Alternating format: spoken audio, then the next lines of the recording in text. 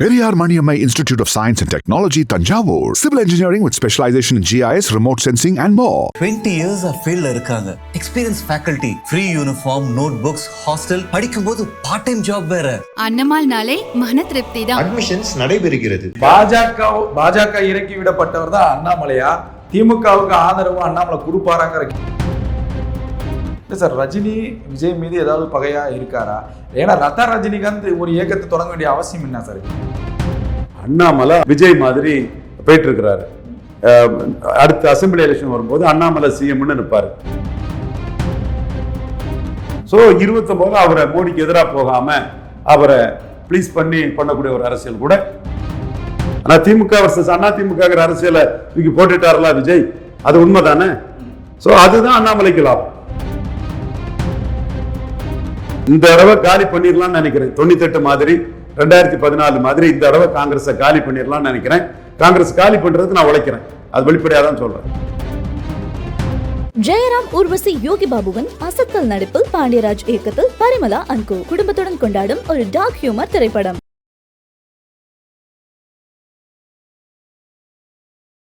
Sir வணக்கம். Sir வணக்கம் தம்பி. சார், ஒரு பாஜக ஒரு பெரிய தோல்வியை சந்திச்சிருக்கு. ஆனால் தோல்வி வெற்றியும் பாஜகவுக்கு புதிதல்ல, அவருடைய வரலாறே அதுதான். அப்படி ஒரு பக்கம் இருந்தாலும் அண்ணாமலையுடைய டிமாண்டுகள் பாஜக மேலிடம் அங்கீகரிக்கல. அண்ணாமலை எடுத்த முடிவு சரியான முடிவா அப்படிங்கிற பல்வேறு கேள்விகள் இருக்கு. ஆனால் பாஜகவை பாஜக எல்லாத்தையும் அசம்ஷன் பண்ணுவாங்க. அண்ணாமலை பாஜகவை அசம்ஷன் பண்ண பாக்குறாராங்கிற கேள்விலாம் இருக்கு. அண்ணாமலை எடுத்த முடிவுகள் சரியானதா? அண்ணாமலை எடுத்த முடிவு சரியானது. அவர் 2026 பெர்சியூட் பண்ணி தனிச்சு நின்றுக்கணும். என்னைக்கு அவர் சபார்டினேட்டா போனாரோ அதுக்கு பிறகு அவர் எடுத்த அந்த முடிவு சரிதான். கட்சி கட்டுப்பட்டு அசம்பிளி எலெக்ஷன்ல உழைச்சிக்கிட்டு தேர்தல் முடிஞ்சதும் அவர் தன்னோட முடிவு எடுத்திருக்கிறாரு. இன்னைக்கு அதுக்கு 20 லட்சம் பேர்கிட்ட இணைஞ்சிருக்காங்கன்னு சொன்னா ஆதரவு வலை இருக்கத்தானே செய்யுது. வெளிப்படையா தானே இணைகிறாங்க சார். இப்போ அண்ணாமலை சில டிமாண்டுகள்லாம் வச்சதா சொல்லப்படுது சார். இப்போ பாஜக ஒரு அற்புதமான அரசியல் டைமிங்கா இருக்கு நம்ம தமிழ்நாட்டில். ஒரு பக்கம் உதயநிதி தலைமையிலான திமுக, ஒரு பக்கம் தாவேக அரசு, ஒரு பக்கம் அதிமுக ரொம்ப அடிபட்ட நிலைமையில இருக்காங்க. அப்படிங்கிறப்ப பாஜகவுடைய வளர்ச்சிக்கு அண்ணாமலை எடுக்கக்கூடிய முடிவுகள் சரியானதா தான் இருக்கும். பாஜக வளர்ச்சின்னு பாஜக கண்டு பதறான் பாதி பேர் தமிழ்நாட்டில். தீல மீச்ச மாதிரி அவ்வா பாணி கதறான். பாஜகவிலையும் பாதி பேர் பாஜக வளர்ச்சின்னு தான் சொல்றான். எங்களை பொறுத்தவரை மோடி 4வது முறை பிரதமர் மினிஸ்டர் ஆகிறதுக்கு இங்க எம்பி சீட்டு வேணுங்க, அவ்வளவுதான் எங்களோட பார்வையில நாங்க அந்த அரசியலை பார்க்கிறோம். அதுல அண்ணாமலை வெளியேறி போய் 20 லட்சம் பேர்லாம் அவர்கிட்ட மெம்பர்ஷிப் ஆட்டு தொடர்ந்து அதை நெருங்கி வரக்கூடிய ஒரு சூழல். அவரு 2031 தான் அவருக்கு டெஸ்டிங் கிரவுண்டா கொண்டு வருவார். ஸோ 29 அவரை மோடிக்கு எதிராக போகாம அவரை ஒரு ப்ளீஸ் பண்ணக்கூடிய ஒரு அரசியல் கூட பண்ண முடியும். அவர் தான் முடிவு எடுக்கணும், அவர் தான் இது பண்ணணும் எப்போங்கிற அவர் முடிவு. ஸோ அதை நாம பெரிய த்ரெட்டாட்டு அண்ணாமலையை பார்க்கல சார். இப்போ பாஜக ஆனா அவருக்கு வளர்ச்சிங்கிறது விஜய் முதல்வரானால அவருக்கு பிறந்த நாள்னா விஜய் அதிகாரத்தில் இல்லாத பொழுது கொண்டாடப்பட்டதை விட பெரிய அளவு கொண்டாடப்படுதுன்னா அவரை பற்றி ஒரு பார்வையும் லீடர்ஷிப் இதுவும் இன்னைக்கு 2 முஸ்லீம் சகோதரர்கள் தான் அவங்க தொப்பியெல்லாம் வச்சு அண்ணாமலை கூட நின்று போஸ்டர் போட்டு பார்க்குறேன். நம்ம புதிய தலைமுறை முடிச்சுட்டு வரும்போது அந்த பாலத்தில் போஸ்டர் ஒட்டி இருக்கிறாங்க. நம்ம தம்பி செல்வன்குமார்னு ஒரு தம்பி கன்னியாகுமரி டிஸ்ட்ரிக்ட்ல இருந்து அதுக்கு ஆதரவு கிடைக்கணும்னா பாஜகவுக்கு எதிரான அரசியல் செய்வாரா? கான்வென்ட் சிறுமலர் பள்ளியில கத்தோலிக்க நாடா டீச்சர்ஸ் எல்லாம் இது அண்ணாமலைக்கு ஆதரவா, அண்ணாமலை கௌரவமானவர், இவர மாதிரி கௌரவமான லீடர் யாருன்னு கிறிஸ்டின் முஸ்லிம்ஸே அவரை பாராட்டக்கூடிய இது இருக்குது. அந்த மனநிலை இருக்குல்ல சார். அந்த மனநிலை இருக்குதா இல்லையா? இருக்கு. ஆனா அது பாஜகவுக்கு எதிராக முழுமையான சக்தியா மாறுமாங்கிற ஒரு கேள்வி இருக்குல்ல. இப்ப ஒரு வாக்களிப்பு நடக்குதுன்னா இந்த பாயிண்ட்ல தானே மக்கள் இப்ப பார்த்திருக்காங்க. பாஜகவை பொறுத்தவரை பார்லிமெண்ட் இம்பார்ட்டன்ட். அதுக்கு வேற ஸ்ட்ராட்டஜி இருக்கு. மோடிஜி ஃபார் பிஎம் 2029க்கு வேற ஸ்ட்ராட்டஜி இருக்கு. இன்னும் சொல்ல போனா மோடிஜி ஃபார் பிஎம் 2024க்கு கர்நாடகா தோத்ததும் தேவகவுடாவை டக்குன்னு என்டிஏக்குள்ள கொண்டு வந்தது அண்ணாமலையும் சந்தோஷ்ஜியும் தான். ஸோ அப்போ அது ஓல்டு மைசூர்ல 12 சீட்டு உண்டு நினைக்கிறேன். அதுல 11 சீட்டு ஜெயித்துட்டாங்க. ஸோ அந்த தோல்வியிலையும் டக்குன்னு ஒரு இது பாஜகவுக்கு அண்ணாமலையாலேயே கர்நாடகாவில் கிடைச்சது. அண்ணாமலைக்கு நம்ம நன்றி சொல்ல கடமைப்பட்டிருக்கோம். அண்ணாமலை தான் அதை எக்ஸிக்யூட் பண்ணாரு. அதை மூட் பண்ணது எங்க ஆர்டி டீம் அதை மூட் பண்ணிச்சு. தேவகோடாவை கொண்டு வரலன்னா இந்த ஒக்காலிகா ஓட்டெல்லாம் சிவகுமாரை வச்சு காங்கிரஸுக்கு போயிடும், அதை தடுத்து நிறுத்தி ஆகணும்னு சொல்லும்போது அதை சக்சஸ்ஃபுல்லாக பண்ணார். அதே மாதிரி தமிழ்நாட்டிலையும் போல ஒரு கதவு அடைக்கப்பட்டு எல்லாருமே ஒரு இடத்துக்குள்ள ஸ்டாலினை காலை வாரி விட்டுக்கிட்டு முஸ்லீம் லீக்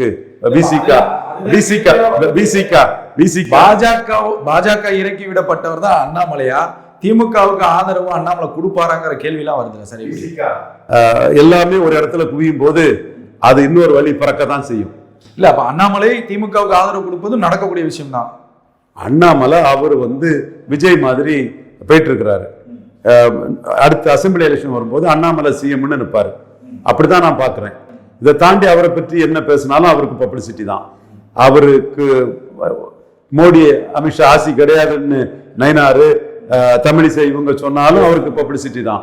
மோடி அமித்ஷாவுக்கு ஆளுதான் அவருன்னு வீரபாண்டியன் சண்முகம் சொன்னாலும் பப்ளிசிட்டி தான். மக்கள் குழம்பி போவான். அண்ணாமலையை கண்டு எல்லாரும் பதறாங்க, எல்லாரும் கலங்குறாங்க. அதனால அவரை மோடி அமித்ஷா ஆசி கிடையாதுன்னு அவரை தடுத்துடலான்னு தமிழிசையும் நயினாரும் பாக்குறாங்க. மோடி அமித்ஷா ஆளுதான்னு சொல்லி அவரை தடுத்துடலான்னு வீரபாண்டியனும் பாக்குறாங்க. எப்படி சார் வளர விடுவாங்க? அது மக்கள் தான் தீர்ப்பளிக்கணும். அந்த டெஸ்டிங் கிரவுண்ட் வரும்போது நீங்க பாருங்க, நம்மளும் பார்ப்போம். இல்ல சார், இப்போ சில விஷயங்களை அவர் முன்னெடுத்து நான் பண்ண போறேங்கிறாரு. ஒரு மிகப்பெரிய சக்தியாக தாவேக்காவும் மாண்புமிகு முதல்வரும் உருவாகி இருக்காங்க.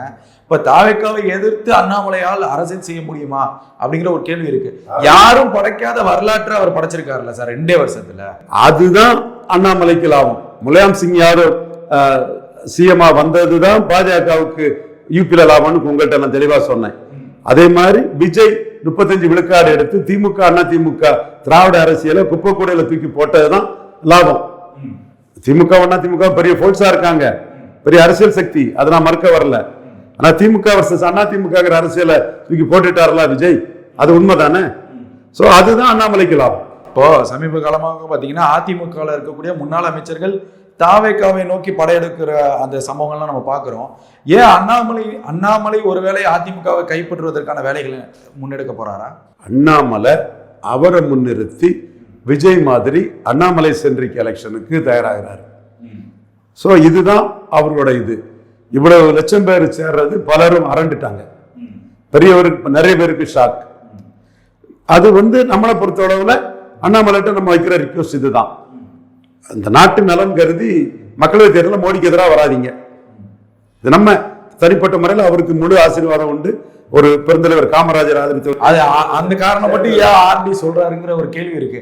இப்போ விஜய் ஈரோடு இடைத்தேர்தலில் நிக்கலன்னு குறை சொன்ன நீங்க தான் குறை சொன்னீங்க. இப்போ அண்ணாமலை ஒரு கட்சி ஆரம்பிச்சிருக்காரு, அதை மைனஸா போயிடாதா எம்பி எலெக்ஷன்ல நின்னா? ஈரோடு கிழக்குல நிற்காதது அவருக்கு லாபமாகி விஜய் சென்ட்ரிக் எலெக்ஷன் வந்துட்டு இல்ல.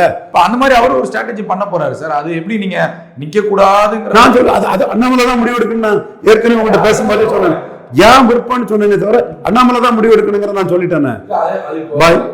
பாஜகவுக்கு எதிராக இவர் தேர்தலில் 29 சந்திக்கிறாரு அப்படின்னா அது அது பெருமளவுல எப்படி இருக்கும்னு நான் கேட்கிறேன். அவர் விருப்பம். என்னோட இது என் கருத்தை நான் சொன்னேனே தவிர அது அவர் விருப்பம். விஜய் ஏன் விக்கிரவாண்டியில் நிற்கல, ஈரோடு கிழக்குல நிற்கலங்கிறத நம்ம கேட்டோம். அப்போ எம்ஜிஆரோட சொல்லும் போது அதை கேட்டோம். நம்ம ரஜினி சென்ட்ரிக் எலெக்ஷன் நம்ம சொன்ன மாதிரி அவங்க விஜய் சென்ட்ரிக் எலெக்ஷனா கொண்டு வந்துட்டாங்க. அந்த இடம் அவங்களுக்கு சக்சஸ் ஆயிட்டு, சக்சஸ் ஃபார்முலா விஜய் கொடுத்துட்டாரு. சக்சஸ் ஃபார்முலாவில் அண்ணாமலை போலாம்ல. இப்போ திருச்சி கிழக்கு இடைத்தேர்தல் அரசு பல இடைத்தேர்தல்கள் இருக்கு. இப்போ அந்த இடத்துல அண்ணாமலை போட்டியிட வாய்ப்புகள் இருக்கா? போட்டியிட்டால் ஒரு பெரிய மாற்றம் ஏற்படும் அண்ணாமலை தெரிஞ்சிரும்ல நமக்கு. அதாவது அண்ணாமலை வெற்றி பெற்று வரோம்னு தீயில மிதிச்ச மாதிரி அப்பான்னு கதற கூட்டம் ஏதாவது ஒரு நான் இம்பார்ட்டன்ஸ் இஷ்யூல அண்ணாமலை நின்று அதுல அடிபட்டுற கூடாது, அதுல வெற்றி பெற்றாலும் கூட அதை மற்றவங்க கவுண்டர் பண்ணதுக்கு ஒரு வழிவகை பண்ணி கொடுக்கலாங்கிற எண்ணத்துல யோசிக்கிறீங்க இல்ல சார்? இப்போ இன்னும் ஒரு முக்கியமான கேள்வி. இப்போ அவர் சொல்லும் போதே என்னை ரஜினிகாந்த் அழைத்தார், நான் அந்த பாதையில் நான் செல்லவில்லை அப்படிங்கிற ஒரு விஷயத்தை பதிவு செய்யறாரு. ஒருவேளை அது தவறான முடிவா சார்? ரஜினி அரசியலுக்கே வரலையே இவர் அவர் வந்திருப்பார்ல. இல்ல நீங்க ஒருவேளை அண்ணாமலை மாதிரி ஒரு பவர் பாயிண்ட் இல்லாதனால ரஜினி அதை இழந்திருக்கலாம்ல சார்? ரஜினி அது யூகம், கற்பனை. விஜய் நிஜம். நிஜத்துல விஜய் 35 வந்துட்டாரு. அந்த ஃபார்முலால அண்ணாமலை போறாரு. இல்ல ஒருவேளை ரஜினியோட இணைந்திருந்தால் அண்ணாமலைக்கு இந்த முகம் கிடைத்திருக்குமா? அதெல்லாம் யூகம், முடிஞ்ச கதை. கதம் இப்ப விஜய் வெற்றி நிஜம் முடியலன்னு சொல்ல வர. ஏன்னா லதா ரஜினிகாந்த் எங்கள் இயக்கத்துல இணையுங்கன்னு சொல்லி அவங்க ஒரு பக்கம் திரும்பி வராங்களே சார், என்ன மோட்டிவ்? 20 லட்சம் பேர் இன்னைக்கு அண்ணாமலைக்காக பதிவு பண்ணியிருக்காங்க. இது பலருக்கு வைத்த கலக்குது, கதறாங்க, பதறாங்க. பதறிட்டு என்ன இருக்குது, மக்கள் தீர்ப்பளிக்கட்டு. இல்லை சார், ரஜினி விஜய் மீது ஏதாவது பகையா இருக்காரா? ஏன்னா லதா ரஜினிகாந்த் ஒரு இயக்கத்தை தொடங்க வேண்டிய அவசியம் என்ன சார்? நீங்க அதை ரஜினிகிட்ட தான் கேட்கணும், எனக்கு அப்படி ஒன்றும் தெரியல. இல்லை, இப்போ அந்த மோட்டிவ் வந்து சரியா இருக்குமா அந்த பாத்து? எனக்கு அப்படி ஒன்றும் தெரியலங்கிறேன். நான் அது முடிஞ்ச கதை நான் சொல்லிட்டேன். நீங்க ரஜினிக்கு ஒரு பெரிய பாப்புலாரிட்டி இருக்கிறதுனால, அவருக்கு ஒரு விற்பனை வலிமை இருக்கனால ரஜினியை பற்றி திரும்ப பேசுறீங்க. நான் ரஜினி வந்து முடிஞ்ச கதை நிஜம். இல்லை, இப்போ அண்ணாமலை சைட்ல இருந்து நீங்க அதை சொல்லுங்களேன். இப்போ ரஜினியுடைய ஆதரவும் லதாவுடைய ஆதரவும் கிடைக்குது அப்படின்னா அது அண்ணாமலை ஏற்றுக்கிறது நியாயமா, நியாயம் இல்லைன்னு நான் கேட்கிறேன். 20 லட்சம் பேர் ஆதரிச்சிருக்காங்க, இன்னும் அது ஆதரவு கூட்டிட்டு இருக்குதுங்க. இப்போ அண்ணாமலைக்கு தேவையில்லாத ஆதரவு வேணாங்கிறீங்க. அண்ணாமலை தாங்க அதை முடிவு பண்ணுவாரு. அவருக்கு எக்கச்சக்க ஆதரவு பெருகுதுங்கிறேன். அவர் டெஸ்டிங் கிரவுண்டா இது எடுக்கிறாருங்கிறத நான் பார்க்க வர்றேன். நான் வந்து மோடிஜி ஃபார் பிஎம் 2029க்காக உழைக்கிறவன். மோடிஜி ஃபார் பிஎம் 2024க்காக ஜேடிஎஸ் கூட்டணியன் அமைச்சு காட்டினவர் அண்ணாமலை. எங்களோட பாயிண்ட் ஆஃப் வியூவை எடுத்து அவர் செயல்படுத்தி காட்டினார் சந்தோஷியோட. அதெல்லாம் நன்றியோட நம்ம அண்ணாமலையை பதிவு பண்றோம். தமிழ்நாட்டை தாண்டி மோடிக்காக அவர் கான்ட்ரிபியூட் பண்ணியிருக்கிறார், அது மோடிக்கு தெரியும். சோ இந்த இடத்துக்குள்ள அவர் களத்துக்குள்ள வந்தது விஜய்க்கு வெற்றி. விஜய் அரசியல் களத்துக்குள்ள வர்றதுக்கு முன்னாடி விஜய்க்கு மேல மக்களுக்கு எவ்வளவு நம்பிக்கை இருந்ததோ அதை விட அதிக நம்பிக்கை. விஜய் பிறந்த நாள் அவர் முதல்வராதுக்கு முன்னாடி கொண்டாடப்பட்டதை விட அண்ணாமலை பிறந்த நாள் இன்னைக்கு ஒவ்வொரு மூலை முடுக்கும் தெருவெல்லாம் கொண்டாடப்பட்டதா இல்லையா? நீங்க மனச்சாட்சி படி சொல்லுங்க, ஒரு யூடியூபர் சொல்லுங்க தம்பி, கொண்டாடப்பட்டதா இல்லையா? அப்ப மக்கள்கிட்ட ஒரு எதிர்பார்ப்பு இருக்குதா இல்லையா? அந்த எதிர்பார்ப்பை அவர் எப்படி சேனலைஸ் பண்ண போறாருங்கிறது அவர் முடிவு. நல்லா சேனலைஸ் பண்ணி வெற்றிகரமா வரணுங்கிறது நம்மளோட ஆசை. ப்ரொவைடிங் மோடிக்கு எதிராக வந்துடக்கூடாது. எங்களோட ஆசை தானங்க நாங்க சொல்ல முடியும். 2029ல திமுக முழுமையான எதிர்ப்புல காங்கிரஸ் மேல இப்ப இருக்கு. ஒருவேளை பாஜக கலைஞர் எடுத்த முடிவை ஸ்டாலின் அவர்கள் எடுக்கிறாரு அப்படின்னா ஒரு கை உதவியாக அண்ணாமலையும் இருப்பாருங்கிறது ஒரு கேள்வியா இருக்குல்ல.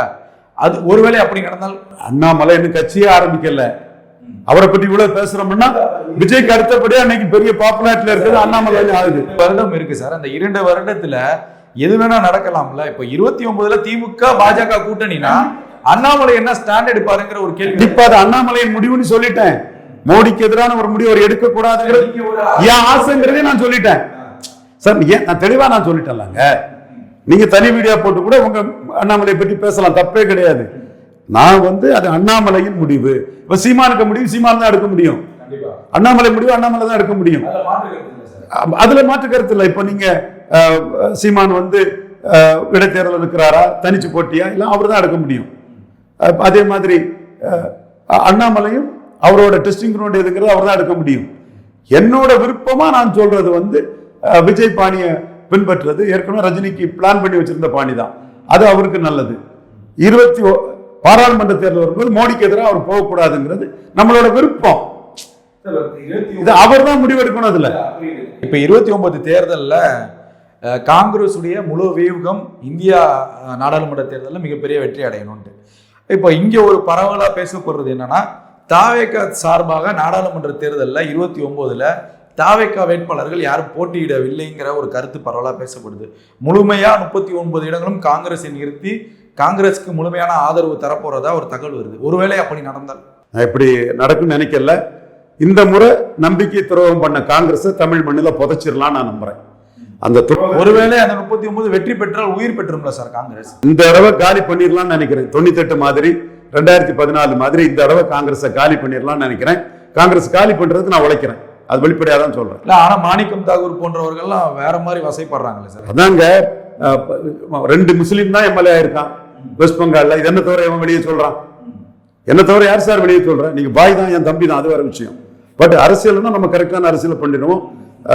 எனக்கு வந்து ஆரிஃப் முகமது கானுக்கு தான் நான் பிரசிடென்ட் ஆஃப் இந்தியாவே முயற்சி பண்ணேன். அது ட்ரைபல் வந்தாங்க, அதெல்லாம் வேற விஷயம். இப்ப ஜெயித்தது வெஸ்ட் பெங்கால 2 முஸ்லிம்ஸ் தான் ஜெயித்திருக்காங்க. இதே மாதிரி அசாம்ல இப்படிதான் வந்திருக்குது. அப்ப இந்துக்களின் நம்பிக்கையை காங்கிரஸ் இழந்துட்டு போறான். திராவிட முன்னேற்ற கழகத்தை சேர்ந்த இந்துக்களே துரோகி ராகுல் காந்தி சொல்ல ஆரம்பிச்சுட்டான்ல. காங்கிரஸ்க்கு உயிர் கொடுக்கிறாரா விஜய்ங்கிற ஒரு கேள்வி இருக்குல்ல. ஒருவேளை கொடுத்தால் பாஜகவுடைய எதிர்ப்புங்கிறது விஜயின் மீது அதிகமாக தானே இருக்கும். அது தமிழ்நாட்டில் எடுபடுமாங்கிற ஒரு கேள்வி இருக்குல்ல. அது இன்னும் 2 வருஷம் இருக்குதுங்க. காங்கிரஸ் இந்த தடவை குழி தோண்டி புதைச்சிடலாம் நான் உறுதியா நம்புறேங்க. பல்வேறு கேள்விக்கு பதில் தந்தீங்க. நன்றி சார். நன்றி.